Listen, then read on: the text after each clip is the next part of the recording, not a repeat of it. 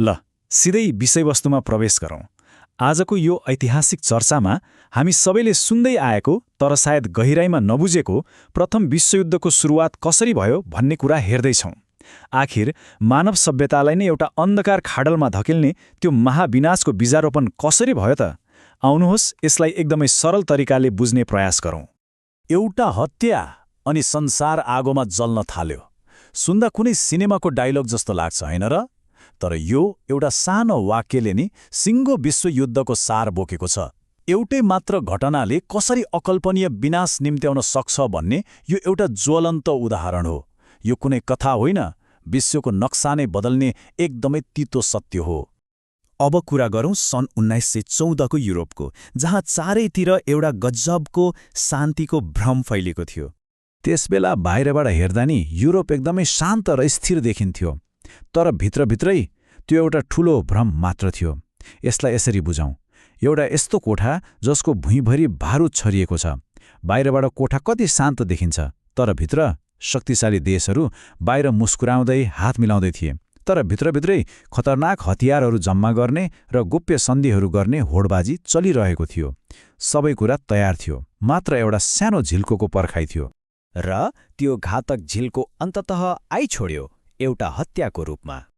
अस्ट्रियाका Yuvraj आर्चड्युक France फर्डिनान्डको हत्या त्यही अघि हामीले कुरा गरेको बारुदको कोठामा फ्याँकिएको बलेको सलाइको काठी थियो।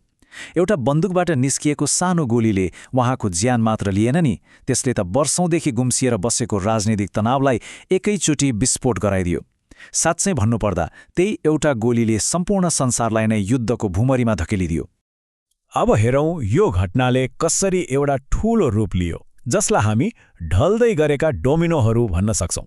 कसरी सिङ्गो संसार युद्धमा तानियो त? यसलाई लहरै मिलाएर राखिएका डोमिनो वा इँटाहरू जस्तै सम्झौँ। एउटा इँटा ढल्नसाथ त्यसले अर्कोलाई ढाल्छ अनि अर्कोले अर्कोलाई। हो, ठ्याक्कै त्यस्तै भयो। देशहरूले आफ्ना मित्र राष्ट्रहरूको पक्ष लिँदै धमाधम युद्ध घोषणा गर्न थाले। हेर्दा हेर्दै जर्मनी, बेलायत, फ्रान्स, रुस यी सबै शक्तिशाली राष्ट्रहरू एकपछि अर्को गर्दै युद्धमा तानिए।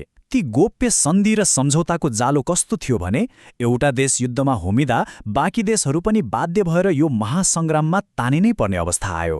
राजनीति र देशहरूको कुरा त एकातिर छँदैछ, तर अब कुरा गरौँ ती सिपाहीहरूको जसको अपेक्षा र वास्तविकता बीच आकाश जमिनको फरक थियो।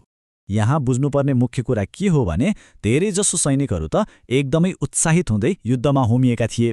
उनीहरूलाई लागेको थियो ल केही हफ्ताको कुरा त हो, जितेर घर फर्किहालिन्छ नि।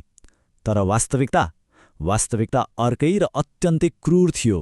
सिपाहीहरू ट्रेन्च अर्थात् जमिनमुनि खनिएका लामा र फोहोर खाडलहरूभित्र महिनौसम्म हिलो र भोकसँग लड्न बाध्य भए।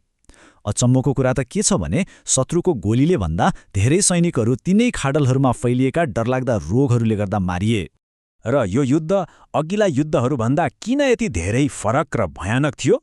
त्यसको कारण थियो औद्योगिक आतंक र युद्धका नयाँ हतियारहरू। यसले एकदमै प्रष्ट रूपमा देखाउँछ कि कसरी औद्योगिक क्रान्तिका नयाँ प्रविधिहरूले युद्धभूमिमै एउटा डरलाग्दो प्राविधिक नरक खडा गरिदिए। इतिहासमै पहिलो पटक कारखानामा बनेका मसिनहरू ठूलो स्तरमा मान्छे मार्न प्रयोग हुँदै थिए। हामी कल्पना गर्न सक्छौं, आकाशबाट बम खसाल्ने ठूला युद्ध विमानहरू, जमिन नै थर्काउँदै अगाडि बढ्ने भीमकाय ट्याङ्कहरू र सबैभन्दा भयानक एकैछिनमा सास रोकिदिने विषालु ग्यास। यी औद्योगिक हतियारहरूले युद्धलाई एउटा यस्तो दुःस्वप्नमा परिणत गरिदिए जुन मानव जातिले पहिले कहिल्यै भोगेको थिएन। अब लागौँ यसको भयानक परिणाम र यो विनाशले चुकाउनु परेको मूल्यतिर। यो अङ्क 4 सुन्दा सानो लाग्छ नि, तर यी 4 वर्षले सम्पूर्ण मानव इतिहासलाई नरकको साक्षात् अनुभव गराइदियो। सन् 1914मा सुरु भएको यो दुःस्वप्न अन्ततः सन् 1918मा आएर मात्र टुङ्गियो। यी 4 वर्षमा सुन्दर सहरहरू खरानीमा परिणत भए र लाखौं परिवारको हाँसो सदाका लागि खोसियो। युद्ध सकिदासम्म विभिन्न देशका करोडौं मानिसले ज्यान गुमाइसकेका थिए। यो कुनै एउटा सानो क्षेत्र वा देशको मात्र क्षति थिएन, यो समग्र मानव जातिकै इतिहासमा लागेको एउटा निकै ठूलो र कालो धब्बा थियो। त्यति धेरै रगत र आँसु बगिसकेपछि मात्र बल्ल तम्ल हतियारहरू बिसाइए। अब यहाँ ध्यान दिनुपर्ने सबैभन्दा चासोको कुरा के हो भने यति धेरै मानिस मारिए, यति धेरै विनाश भयो, तर के यस युद्धको सबैभन्दा डरलाग्दो पक्ष यो विनाश मात्रै थियो त? के यो युद्धले साँच्चै विश्वमा सधैँको लागि शान्ति ल्यायो त? सबैभन्दा डरलाग्दो यथार्थ यही हो, यसले शान्ति ल्याएन। बरु यसले अर्को अझ भयानक महाविनाश अर्थात् दोस्रो विश्वयुद्धको ढोका पो खोलिदियो। प्रथम विश्वयुद्धका ती अपुरा सन्धिहरू र गुम्सिएका रिस इबीहरू नै अर्को ठूलो युद्धको जग बन्न पुगे।